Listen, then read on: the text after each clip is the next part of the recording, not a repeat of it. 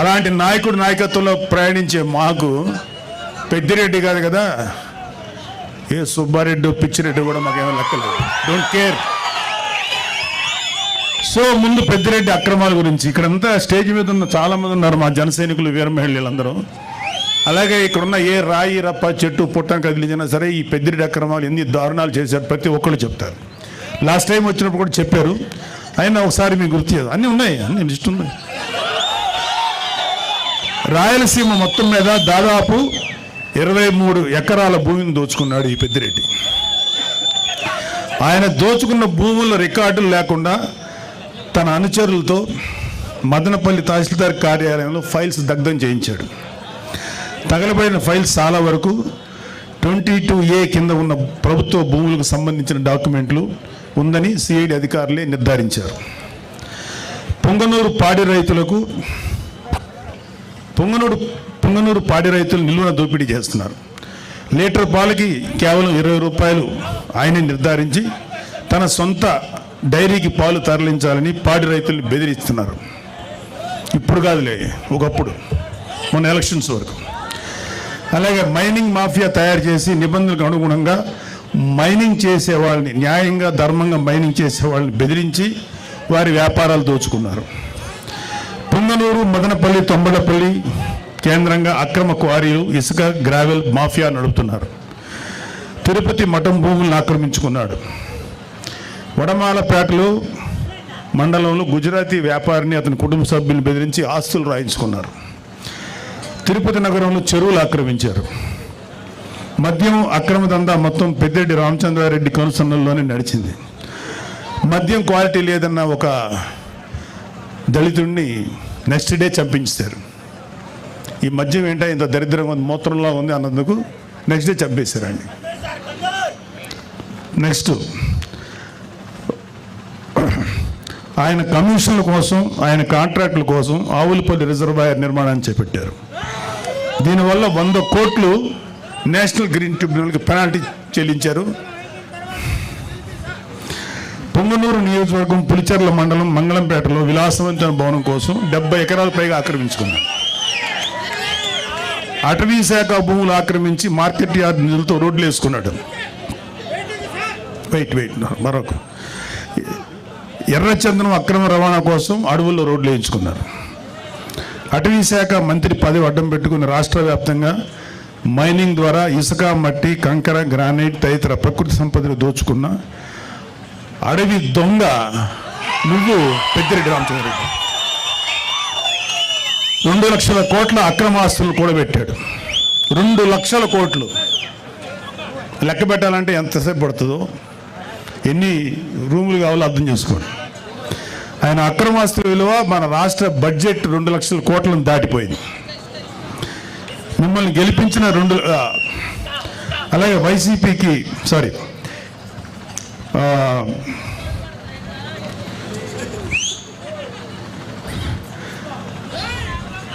అన్నిటికన్నా సిగ్గుపడాల్సిన విషయం ఏంటంటే ఈ పెద్దిరెడ్డి రామచంద్రారెడ్డి అనే వ్యక్తి దాదాపు 2 లక్షల పైగా ఓట్లు వేసి గెలిపిస్తే శాసనసభకు వచ్చి నీ ప్రజల తరఫున నీ గొంతు వినిపించడానికి ధైర్యం చాలా. నీకు ఎమ్మెల్యే పదవి ఎందుకు? అర్జెంటుగా రాజీనామా చేయాలని మేమందరం డిమాండ్ చేస్తున్నాం.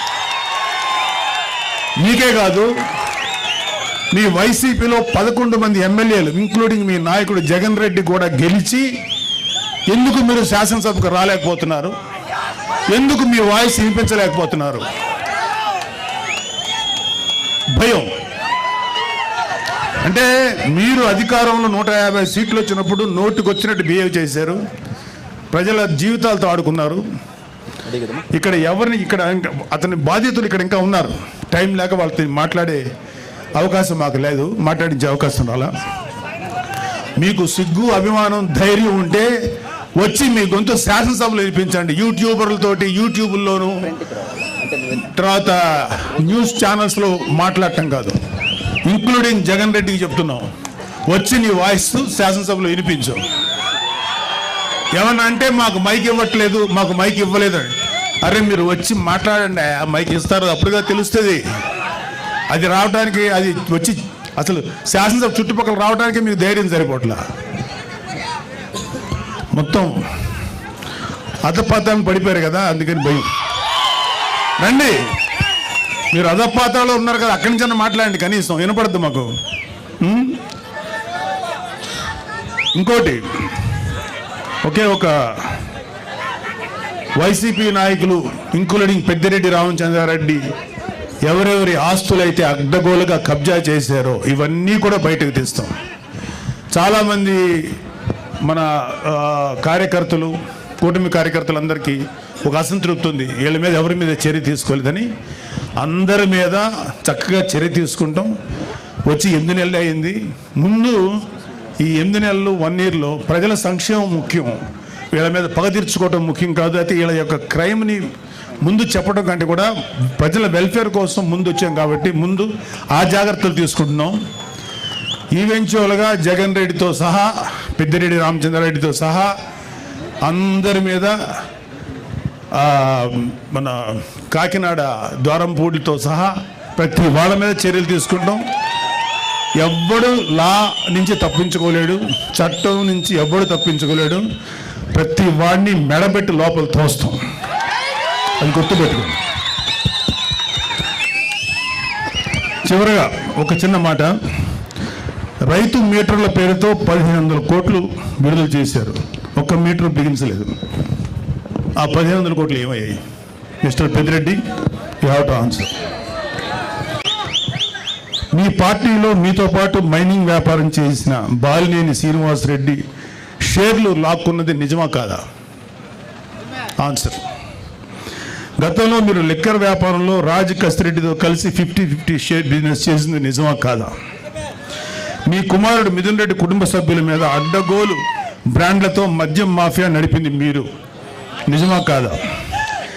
ఎన్నికల సమయంలో ప్రజలను భయభ్రాంతులు గురి చేసి అక్రమంగా గెలిచిన మీరు ఈరోజు నియోజకవర్గం అడుగు పెట్టాలంటే భయపడిపోయే స్థితిలో ఉన్నారు, నిజమా కాదా? ధైర్యంగా వచ్చి శాసనసభలో మాట్లాడండి. మేము మాట్లాడే మాటలు ఆయన ఈ మధ్యన మొన్న ఒక మీటింగ్లో అన్నాడు, నెక్స్ట్ మళ్ళీ మేము వచ్చేసేసి జగన్ రెడ్డిని సీఎం చేసుకుంటాం, మా మీద ఎవరెవరైతే మా మీద దౌర్జన్యం చేశారు వీళ్ళ మీద దౌర్జన్యం చేశామంట, వీళ్ళు చేసిన ఏదో పనులు బయట పెట్టి దాని గురించి మాట్లాడితే దౌర్జన్యంలా ఉంది.